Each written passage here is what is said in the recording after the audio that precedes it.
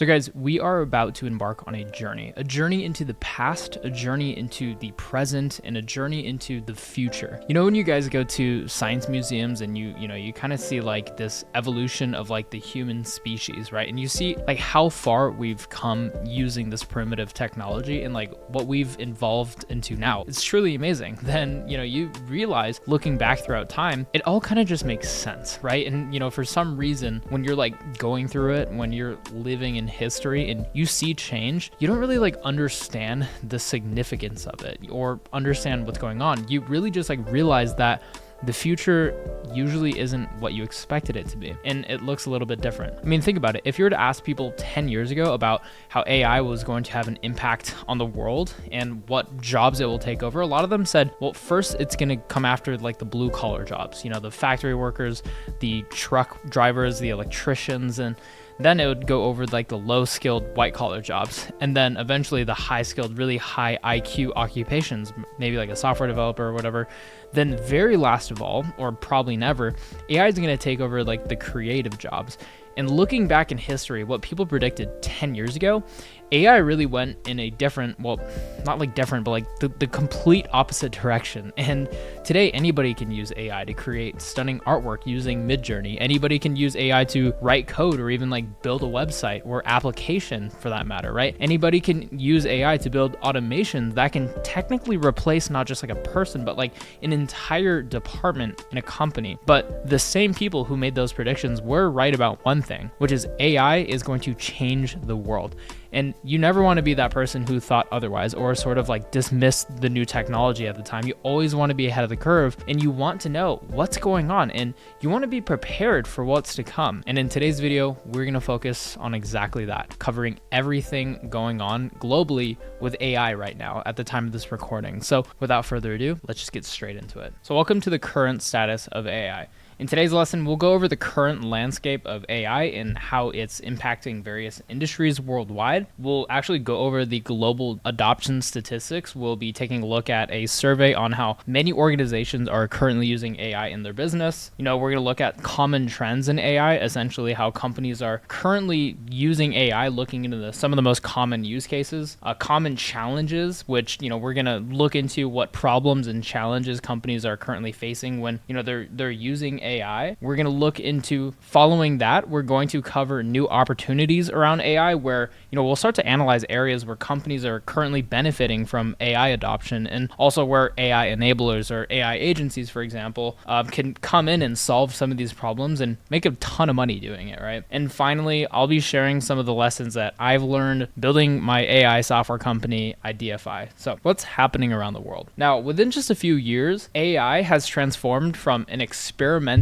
type of technology into a driving force behind some of the world's most critical industries. Right now, we're seeing AI make its way into healthcare and conduct medical diagnostics, disease predictions, and also personalized treatments. Since AI can be useful with analyzing, large data sets like health records, technology like AI in this field really makes sense. AI is also making its way in manufacturing and industrial robotics, and as a result, it's enhancing some of the efficiencies of production. It's automating repetitive tasks and even, improving precision. It just makes sense when this technology is able to work better, smarter, and faster than a human would in manufacturing, especially if those jobs are really high risk, right? AI has already made its way in retail and e-commerce. It's personalizing customer experiences, predicting, analytics, or automating inventory management. And taking that even further, AI has already made its way in many small businesses. We're seeing AI in the form of chatbots, AI assistants. They're building workflows and AI automations, right?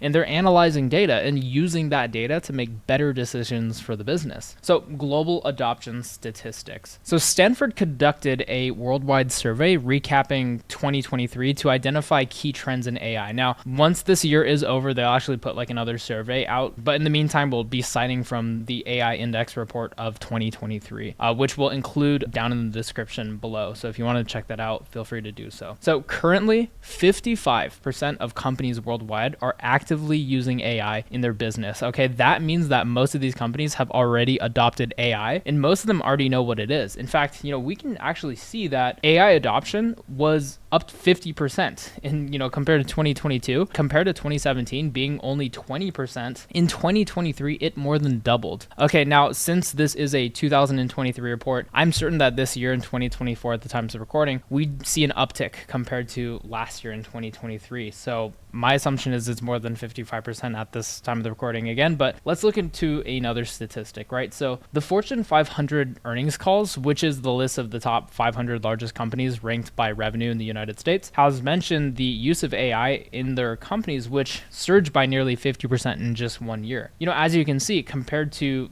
2022, it nearly doubled, right? So that means enterprises, literally the top 500 companies in the United States alone, have already mentioned AI being in their companies, have already mentioned the importance of it being, being facilitated with being ranked 500. Like, how hard that's so hard to be the top 500 companies in the United States alone. On top of that, $67.2 billion was invested in AI in the United States alone. And let's put this into perspective, okay? China, who's ranked second in the world, we've invested 8 times more. Okay, another interesting note, the US has invested more in artificial intelligence compared to all of the other countries combined. Okay, if that doesn't blow your mind, I don't know what will. Now, with those 3 statistics, my analysis is if you're in business or if you're in technology or if you're trying to just, future-proof your career, AI is going to be so important to stay competitive and unlock new opportunities. It's going to be so important moving forward to stay relevant in literally whatever it is that you're doing. So what are the common trends in AI? So in IBM's AI Adoption Index report, so again, this is a 2023 report, 44% of companies are planning to invest in research and development. This should be something alarming to you if you're not already currently using it. So most people in this study, most companies, they're going out of their way to research this technology and to develop it more thoroughly in their company, okay? 39% are planning to invest in reskilling employees and developing their skill sets. 38% are planning to invest in building their own AI solutions. This can mean building their own software tool or AI automations for that matter. 33% are planning to invest in augmenting human tasks with digital labor, which essentially means using AI not just to replace people here, but to enhance their performance. And finally, 32% are planning to invest in off-the-shelf AI applications, which essentially means they are currently shopping for AI solutions to use for their business. That's a really big indicator. Okay, so let's move forward. Let's take a look at some of the common challenges in AI right now. The top barriers hindering enterprises from successful AI adoption. So 33% are limited to the skills and expertise around AI adoption. Okay, that means they simply do not know how to actually build these AI solutions or wrap their heads around it. 25%, they say there's too much data complexity in order to make the AI useful. Maybe their data just isn't digitized, meaning it's just on paper, it's like a paper record, or they're dealing with unstructured data. They don't know how to make their data useful. That's a big problem in the space currently. 23% have ethical concerns that's hindering them from using AI. Maybe, there's some disagreements in leadership, or there's disagreements within the team that's just hey, we shouldn't be using our customers' data for this. That's not fair. Or I don't think that it's safe, etc. There's ethical conversations happening around the world on this topic. 22% find projects that are too difficult to integrate and scale the AI initiative productively. And 21% simply can't afford AI implementation. Okay, so they're actually looking for cheaper alternatives, although they know it's the future, right? Now, to take that a step further, let's see where AI falls short. Now, most companies struggle with developing AI ethics. They have difficulty in protecting or ensuring, data privacy, and they're having difficulty actually monitoring the AI. So building teams and departments that actually looks it over and makes sure that it's doing the right thing. 41% struggle with explainability and decision making. How does the AI come up with the output? How can I help better explain this to my customers or to my users for that matter if you're in software? So this is another difficult thing that companies are facing. 38% struggle with security threats and malicious attacks, really safeguarding data. So if your company's sitting on valuable data that cannot be accessed by the public, this is really something to take into consideration here, because again, this is the raw data. This is where AI is currently at, right? Companies are taking steps building trustworthy AI, but this is where the AI currently falls short here. 37% struggle with the process of collecting, storing, and using the data, basically just keeping it clean for the AI to use productively in the business. 32% struggle with managing how well an AI performs over time. And finally, 27% struggle with reducing unintended bias. Again, this is where the AI falls short. So knowing what challenges we're currently facing today, that brings us to what opportunities do we see in AI? What problems can we, like as AI enablers, solve? So let's go into the next slide right over here. Now, most companies want AI to be more accessible. That's pretty obvious. That's why we're seeing a surge in consumer AIs like ChatGPT, Google Gemini, Claude, or other AI software tools. 42% of companies want to reduce costs and handle repetitive tasks that employees usually do. As a result, companies want to free up their time by finding ways to automate key processes that are a little bit less meaningful to the employees, that are potentially a little bit more higher risk for the employees to actually do manually. And 37% want to see more AI features in the tools they're already using in their company, right? So Google is a really good example of this. They're integrated Gemini already in the Google search function, which is already a huge step, right? 31% of companies don't want to see their competitors using AI to their advantage. So they're looking left and right. They know that their competition is using AI. So again, this is really important to take under consideration here. And 26% of companies are getting directed by leadership. So think of managers, CEOs, executives. They already see the benefits in applying AI in the organization. They're just telling, the organization, we have to figure it out and make it productive for the business. And this is currently where AI is wanted, right? So the organization is forced to find ways to adopt it here. Now, that said, here's my take on it, including what we've learned at Ideaify.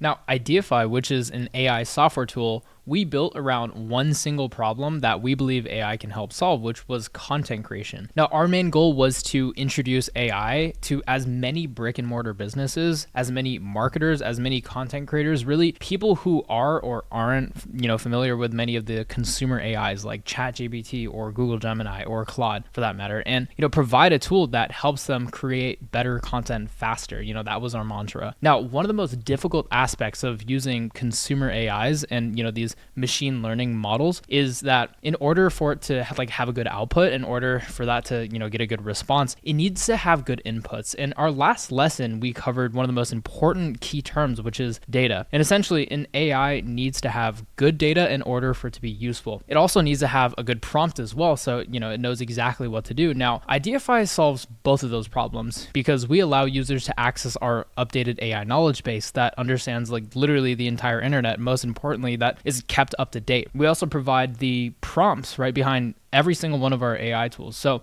instead of using ChatGPT to write a blog article, spending 5, 10, 15 minutes trying to configure the right prompt, going back and forth with the AI making iterations just to get a decent blog article, people are able to use Ideaify. It's like one of our tools, fill in the information about their business or whatever they want to instruct the AI on, then hit generate, which usually takes just a few minutes. Now, we're not going to go too deep as to, how Ideaify works and everything. That will be its own course later on. But, the thing that I've learned when building Ideaify was that people, they want to use AI. They want AI to be more productive in their business, but they don't know exactly what it looks like other than just using ChatGPT or, doing more research or watching some YouTube videos on it. I saw the opportunity of what I can build. I took advantage of, and, what I really believe should be the end goal with a lot of you guys watching this, which is software, right? Software that is easy to use, that is productive, that is relatively cheap, that, most businesses can afford and use. And, most importantly, that is ROI based, meaning it is aimed to generate companies' revenue. Now, another thing that I learned is that, you must be able to adjust to whatever the market demands. And, a couple of months ago, I've been noticing that, people are literally shopping for AI automations. A lot of people have been coming out to me and they're like, hey, can you show me how to do this? And it's really difficult to build it yourself. And it's really difficult, and it can be very expensive to pay someone who can not only understand your entire business, but use their creativity to make an AI automation that's productive for your company, and also perhaps in a way for people to actually learn how it works and really understand it. There are so many companies that still need to catch up to this technology, and you need to be versatile, whatever it is that you're building. And that leads us to just so many opportunities for people to build these amazing AI solutions for these businesses. And I think you can start off with learning how AI fundamentally works. Then you can start to use different different AI tools and different softwares to become familiar with its use cases. And then from there, you can help other businesses navigate AI using the tools that you just used, maybe becoming like a consultant in that way, right? And then you can learn how to build like AI chatbots, help them build them for their business and really just benefit from them using, no code AI chatbot building software. You can learn more about AI workflows and automations and, build an agency that way. Then, if you have like enough liquidity to actually invest in your own AI software, like how I did, then you can start to get your first 100 customers paying you $50 a month. And there you go. You'll be making $5,000 a month on autopilot by doubling down and solving a problem using AI. Like the point is, like, if you're able to like learn and apply and understand like how this technology works and how to make it productive in other people's businesses and, being the best at it, you're able to make so much money. And, as you just witnessed, like all of the key points in this video, all the statistics, it's just a complete blue ocean, when building in this space, right? There are still a lot of problems to be solved. And for you opportunists and, you problem solvers, like the space needs you more than anything. That's my tea on it. Hopefully I didn't go too much into a tangent. I just wanted to be real with you guys, but I wanted to really just prove my point that AI is the way. Again, standing still means getting left behind. Okay, you don't want to be that person. You don't want to be that company that gets left in the dust or gets outworked by someone who watched a couple of my videos and applied everything that I taught and simply took action and got the results because you didn't. So don't be that guy. So hopefully that all makes sense. Hopefully you see just how much opportunity there is for you to build out there. And that said, thanks for watching, and I'll see you in the next lesson.